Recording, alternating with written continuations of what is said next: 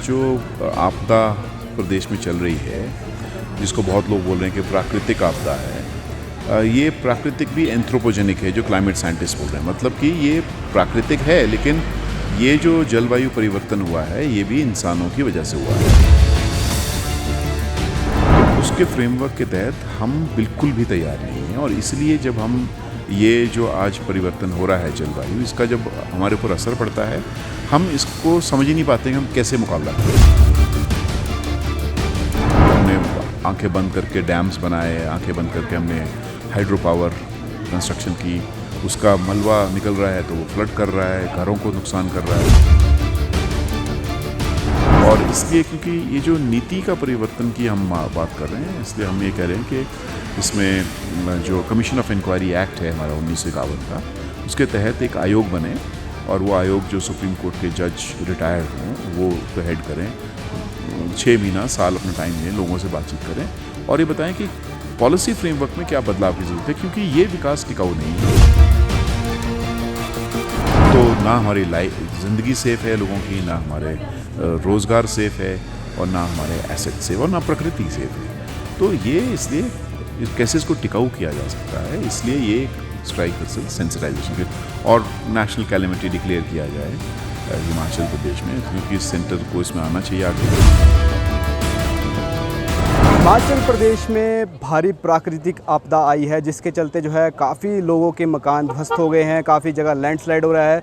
पूरे हिमाचल की अगर बात की जाए, पूरे हिमाचल में जो है जगह जगह तबाही का मंजर देखने को मिला है। इस वक्त हम मौजूद है राजधानी शिमला के ऐतिहासिक रिज मैदान पर, और रिज मैदान पर आपको मेरे पीछे आप तस्वीरों में भी देख पा रहे होंगे, यहाँ पर कुछ लोग जो है हंगर स्ट्राइक पर बैठे हैं, 24 घंटे की सांकेतिक भूख हड़ताल पर बैठे हैं। इनसे ही जानेंगे क्या जो है भूख हड़ताल की वजह है, क्यों जो है भूख हड़ताल पर इन्हें बैठना पड़ा है। तो ये पूर्व में महापौर रहे हैं टिकेंद्र पवर, इनसे ही बातचीत करेंगे। सर, सबसे पहले तो स्वागत है। हंगर स्ट्राइक पर आप बैठे हैं, क्या वजह है हंगर स्ट्राइक पर बैठने का? ये हंगर स्ट्राइक का नाम हमने दिया है इसको क्लाइमेट स्ट्राइक, और वजह यह है कि कम से कम कुछ सेक्शंस में समाज के, जिसमें यंग लोग हैं और ख़ासकर जो प्रशासन और शासन में भी हैं, उनकी सेंसिटाइजेशन हो सके। और सेंसिटाइजेशन इस बात को लेकर कि ये जो आपदा प्रदेश में चल रही है, जिसको बहुत लोग बोल रहे हैं कि प्राकृतिक आपदा है, ये प्राकृतिक भी एंथ्रोपोजेनिक है, जो क्लाइमेट साइंटिस्ट बोल रहे हैं। मतलब कि ये प्राकृतिक है, लेकिन ये जो जलवायु परिवर्तन हुआ है ये भी इंसानों की वजह से हुआ है। चाहे उसमें जो ग्लोबल नॉर्थ है, मतलब जिसको हम बोलते हैं डेवलप्ड वर्ल्ड है, उनका ज़्यादा कंट्रीब्यूशन है, लेकिन ये हमारे सिर पर आ गई है अब। तो ये जो वो साइंटिस्ट बोल रहे हैं हमें बार बार, वो ये बोल रहे हैं कि अब जो आपके एक्सट्रीम वेदर इवेंट्स है, खासकर हिमालय पर्वत जो और कोस्टल इंडिया, ये सबसे ज़्यादा मतलब वल्नरेबल है। तो यहाँ पर ये ज़्यादा आएंगे एक्सट्रीम वेदर इवेंट्स। जैसे पहले हम सुनते थे, मान लीजिए 50 साल में या 100 साल में एक हो रहा है, अभी वो आपके 100 साल में 100 से ज़्यादा होंगे, मतलब हर साल होंगे। तो एक बात ये है। दूसरा ये है कि जो रेनफॉल पैटर्न है, कभी होगा बिल्कुल सूखा पड़ जाएगा, कभी होगा जैसे हम देख रहे हैं कि छोटे समय पे, कम समय पे ज़्यादा बारिश आएगी। जो अमूमन 7 दिन में आनी चाहिए वो आपको दिखेगा 2 दिन में ही बारिश आ गई है। तो उसके लिए जो ये है बेसिकली कि क्या हमारी तैयारी है उसके लिए, तो ये क्लाइमेट स्ट्राइक के माध्यम से कि हम सेंसिटाइज़ कर सकें और ये बता सकें कि हम ये मानते हैं कि हमारी तैयारी बिल्कुल भी नहीं है। तो एक डिज़ास्टर रिस्क रिडक्शन हम बोलते हैं, DRR, तो उसके फ्रेमवर्क के तहत हम बिल्कुल भी तैयार नहीं हैं, और इसलिए जब हम ये जो आज परिवर्तन हो रहा है जलवायु, इसका जब हमारे ऊपर असर पड़ता है, हम इसको समझ ही नहीं पाते कि हम कैसे मुकाबला करें इसका। तो इसीलिए आप देख रहे हैं कि हम या तो फ्लडिंग हो रही है, जो हमने आंखें बंद करके डैम्स बनाए, आंखें बंद करके हमने हाइड्रो पावर कंस्ट्रक्शन की, उसका मलबा निकल रहा है तो वो फ्लड कर रहा है, घरों को नुकसान कर रहा है। फिर हमने कहा कि हमें टूरिज़्म चाहिए, डेफिनेटली चाहिए, लेकिन हम 4 लेन करेंगे, और 4 लेन करेंगे तो वो दोनों 4 लेन आज बैठ गए हैं। तो वो उसकी कटिंग ऐसी की है पहाड़ की जो कभी होती नहीं है, कि 90 डिग्री पे आप काट रहे हो और 100-100 मीटर की हाइट दे रहे हो, ऐसा कहाँ होता है। तो आज वो बैठ गया। तो ये टिकाऊ नहीं है, ना हम उसके लिए तैयार है। टिकाऊ विकास होना चाहिए, और टिकाऊ विकास का मतलब ये है कि प्रकृति के साथ जुड़ा हुआ विकास होना चाहिए। एक पहलू ये है। दूसरा ये है कि आपका, जैसा हम देख रहे हैं कि जो बहुत सारा लैंड यूज़ परिवर्तन हुआ, मतलब आपने बहुत सारी ज़मीन जो ओपन थी, जहाँ पेड़ थे, जहाँ ग्रीन थी, हमने उस पर कंस्ट्रक्शन अलाउ कर दी है। शहरों में भी और जगह पर भी। ये थोड़ा सोचा जाना चाहिए कितना कंस्ट्रक्शन यहाँ होनी चाहिए। तो इसलिए वो जो कह रहे हैं कि किस तरह की भी कंस्ट्रक्शन होनी चाहिए, तो हमारी मांग ये है कि इसीलिए आप जो बिल्डिंग टाइपोलॉजीज़, उसका मतलब ये होता है कि क्यों सिर्फ आरसीसी कौन तय कर रहा है? कुछ लॉबी है सीमेंट की, कुछ स्टील की है, तो क्या आरसीसी के बिना मकान नहीं बनते? पहाड़ में होने ही मकान चाहिए बिना आरसीसी के, थोड़ा स्टील हो मजबूती के, लेकिन बायलाज होने चाहिए जिसमें वुड हो, ये सब कुछ हो, तो उस पर एक टास्क फोर्स बने। और इसलिए क्योंकि ये जो नीति का परिवर्तन की हम बात कर रहे हैं, इसलिए हम ये कह रहे हैं कि इसमें जो कमीशन ऑफ इंक्वायरी एक्ट है हमारा 1951 का, उसके तहत एक आयोग बने और वो आयोग जो सुप्रीम कोर्ट के जज रिटायर्ड हों वो उसको हेड करें, 6 महीना साल अपना टाइम लें, लोगों से बातचीत करें और ये बताएं कि पॉलिसी फ्रेमवर्क में क्या बदलाव की ज़रूरत है, क्योंकि ये विकास टिकाऊ नहीं है। इससे हमारी जानें जा रही हैं लोगों की, जिसमें आप देख रहे हैं करीब कोई 300 बोलता है, कोई 500 बोलता है। शिमला में ही 70 लोग मर गए हैं डिस्ट्रिक्ट में, और इससे हमारा जो फिज़िकल एसेट्स हैं वो जा रहे हैं, रोड तबाह हो रहे हैं, 12,000 करोड़ का वो नुकसान है। हम इसमें गिन नहीं रहे हैं अपना जो 1,000 करोड़ से ऊपर, सिर्फ 2 महीने में हमारी होटल इंडस्ट्री चौपट हो गई है, फिर टैक्सी वाले, दुकान वाले, तो हम इसमें और ऐड कर रहे हैं। तो ना हमारी ज़िंदगी सेफ़ है लोगों की, ना हमारे रोज़गार सेफ़ है, और ना हमारे एसेट सेफ, और ना प्रकृति सेफ़ है। तो ये इसलिए कैसे इसको टिकाऊ किया जा सकता है, इसलिए ये एक स्ट्राइक दरअसल सेंसिटाइजेशन के, और नेशनल कैलेमिटी डिक्लेयर किया जाए हिमाचल प्रदेश में, क्योंकि सेंटर को इसमें आना चाहिए आगे। स्टेट कोई फाइनेंशियल रिसोर्सेज के हिसाब से नहीं बना था, स्टेट सिर्फ पहाड़ी मंशा, पहाड़ी लोगों की वजह से कि भी एक स्टेट बना था। तो ये इकोनॉमिकली वायबल स्टेट वैसे भी नहीं है, तो आप इसको इकोनॉमिकली वायबल बनाने के बहाने आप इसको बोलोगे अपना एसेट्स बेचना शुरू करो, प्राकृतिक जो रिसोर्स है उसको आंखें बंद करके बेचो, तो उसका नतीजा हम देख रहे हैं। तो ये टिकेगा नहीं, और हिमालय नहीं टिकेगा तो प्लेन नहीं टिकेंगे।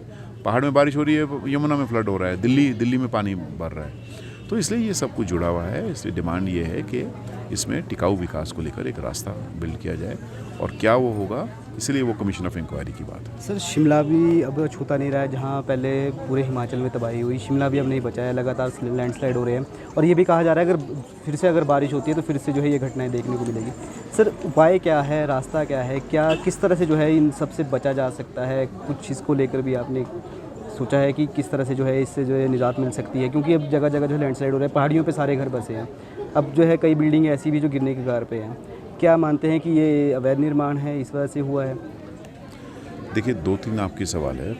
पहली बात तो ये है कि ये जो हो रहा है जैसे पहाड़ में, जैसे शिमला की आपने बात कही, तो शिमला में ये अब और होगा, और ज़्यादा है, क्योंकि ये क्लाइमेट साइंटिस्ट बोल रहे हैं, जो IPCC रिपोर्ट में बार बार कह रहा हूँ, inter governmental panel on climate change. तो आप ये मानकर चलिए कि अब आप इस भरोसे मत रहिए कि नहीं होगा, आप ये तैयारी कीजिए कि होगा। तो अगर जब पता है कि होगा, तो हमारी तैयारी क्या है उससे बचने के लिए, ये होना चाहिए। तो इसमें एक तो ये है जो कुछ बिल्डिंग्स, मैं इसमें नहीं जाऊँगा वैध है ना, 10 बिल्डिंग्स मैं आपको गिना सकता हूँ जो वैध है, लेकिन बहुत ही ख़तरनाक है। चाहे वो हमारा अर्बन डेवलपमेंट का डिपार्टमेंट का हेडक्वार्टर है, वो वैध है, लेकिन वो मतलब खतरे पर है। इसी तरह से जो बिल्डिंग हिमलैंड में गिरने वाली वो वैध है, पास हुई है। इस तरह लॉयर्स चैम्बर वैध है, हाई कोर्ट की बिल्डिंग वैध है, 13 मंजिलें, लेकिन वैध है। आपका IGMC सब वैध है। अवैध कुछ नहीं, वैध तो 1-2 आदमी बेचारे, उनको आप टारगेट करते हो। तो वैध होने तो रेट्रोफिटिंग होना वहाँ ज़रूरी, लेकिन बाद में ये है कि जो शिमला में वाटर सोर्स है, जहाँ पानी के स्रोत हैं, और यहाँ पर मैं आपको बता दूँ कि हम जो शहर में सेवा दे रहे थे, 25 के आसपास यहाँ पर वाटर स्प्रिंग्स हैं, जो नाले हैं जिसमें पानी है, जो शिमला के करीब 25% को केटर कर सकता है पानी की ज़रूरत को, और 100 बॉडियाँ हैं। अब वो गायब हैं बॉडियाँ, तो पानी के वहाँ पर कुछ भी एक्टिविटी नहीं होनी चाहिए। एक बात, एक तो रेट्रोफिटिंग करो, बिल्डिंग को कैसे आप टिका सकते हो, और साथ में आपको ये करने की जो ज़रूरत है वो पानी पे कोई एक्टिविटी, जैसे समर हिल है, छोटा सा एक मतलब पिंड के लिए वो होता था वहाँ, मतलब शिव मंदिर, फिर बड़ा हो गया, कीर्तन शुरू हो गए। तो नालों में और नदी नालों में अभी नहीं आई है तो उसका मतलब कि कभी बाढ़ नहीं आएगी, ये बात दिमाग से निकाल देनी चाहिए। अभी नहीं आई है मतलब फ़ौरन आ सकती है, ये दिमाग में रखेंगे तो हमें उस हिसाब से डेवलपमेंट करनी पड़ेगी, और मिनिमम लैंड यूज़ में परिवर्तन करना पड़ेगा। उसका मतलब ये है कि ज़्यादा ओपन स्पेसेस रखनी पड़ेंगी, ज़्यादा ग्रीन रखना पड़ेगा, ज़्यादा पेड़ पौधे रखने पड़ेंगे और मिनिमम कंस्ट्रक्शन करना पड़ेगा। और इसीलिए जैसा आप कह रहे हैं, वैसे तो इसलिए मैं कमीशन ऑफ इंक्वायरी की बात कही है, लेकिन एक अगर कोई पूछे तो कैरिंग कैपेसिटी पे अब डिबेट होना ज़रूरी है शिमला में कि कितने लोग रह सकते हैं। उसका दैनिक आप निकालोगे, उसका मतलब ये है कि जैसे 30,000 के लिए बना 50, अभी 2 लाख 3 लाख 4 कितने, तो कैरिंग कैपेसिटी पे एक डिबेट होना चाहिए, क्योंकि अगर वो नहीं है तो फिर हमें यहाँ कंस्ट्रक्शन अब अलाउ नहीं होनी चाहिए कुछ जगह पर, और आपको बाहर के लिए विकास करना चाहिए। सर अब क्योंकि आपने जो है SIT की मांग भी की थी, जांच की मांग भी की थी, उसके लिए हंगर स्ट्राइक भी कर रहे हैं, क्या मानते हैं क्यों देरी हो रही है, क्यों इसकी जांच नहीं हो रही है, क्यों सरकार इसमें पीछे रह रही है? देखिए, वो तो सरकार को ही बताना चाहिए क्यों नहीं वो कर रहे हैं, लेकिन अगर नहीं करेंगे तो हम भी अपनी तरफ से और एफर्ट लगाएंगे, और अभी वो नहीं करेंगे तो हम कोर्ट में जाएंगे। और हम, क्योंकि ये मतलब लोगों के ऐसे कोई, हम पहाड़ियों को मूर्ख थोड़ा समझते हैं। ये जो पहाड़ियों को मूर्ख समझने की जो एक समझ है बड़ी कंपनियों की है NHAI की, ये उनको भूल जाना चाहिए। और हम लोगों को भी थोड़ा, हमें अपनी जगह लेनी चाहिए, अपनी स्पेसेस को रिक्लेम करना पड़ेगा। और इसलिए अभी ये है कि कार्रवाई किए बिना वो नहीं, वो बख्शा जाना चाहिए, क्योंकि वो क्रिमिनल नेग्लिजेंस है। आप देखो ना कैसे काट दिया वो, 10 साल तक हमारा इकोनॉमी का भी बैंड है बच गया हुआ, हमारे तमाम चीज़ों की हालत ख़राब हो गई है, जिसमें हमारा मतलब वो जो पूरा अश्विनी जो कौशल्या खड्ड है नीचे, कौशल्या खड्ड का तो पूरा मतलब मलबे से भर दिया उसको, तो ये टिकाऊ नहीं है। और इसलिए SIT है कि क्या इसमें मतलब सिर्फ क्रिमिनल नेग्लिजेंस है या मतलब कल्पेबिलिटी है, तो वो एक होना ज़रूरी है। और अब तो सुना है कि कुल्लू की तरफ भी हो गया है, तो नहीं होगा तो हम उसको और आगे करेंगे। बहुत धन्यवाद आपका। तो ये थे हमारे साथ पूर्व में जो है उप महापौर है, इनसे हमने बातचीत की। जिस तरह देखिए लगातार जो है लैंडस्लाइड हो रहा है, राजधानी शिमला भी अब जो है छूटा नहीं रहा है, और हिमाचल का कोई ऐसा हिस्सा नहीं बचा है जहाँ पर जो है तबाही देखने को नहीं मिली है। तो इसके लेकर जो है इन्होंने साफ तौर पे ये कहा है कि इसके लिए जो है ऐसी जांच इसकी होनी चाहिए कि क्यों जो है लगातार ये पहाड़ गिरते जा रहे हैं। जिस तरह से जो है 4 लेन बना है उसमें भी जो है पहाड़ों का कटान गलत तरीके से हुआ है, तो उसको लेकर जांच होनी चाहिए। अगर ये अभी भी सरकार इस पर कोई जांच नहीं करती तो आगामी जो है कोई ना कोई कड़ा कदम जो है हम इसके लेकर उठाएंगे। तो राजधानी शिमला से मैं आपके साथ कमल भारद्वाज, समर न्यूज़ शिमला।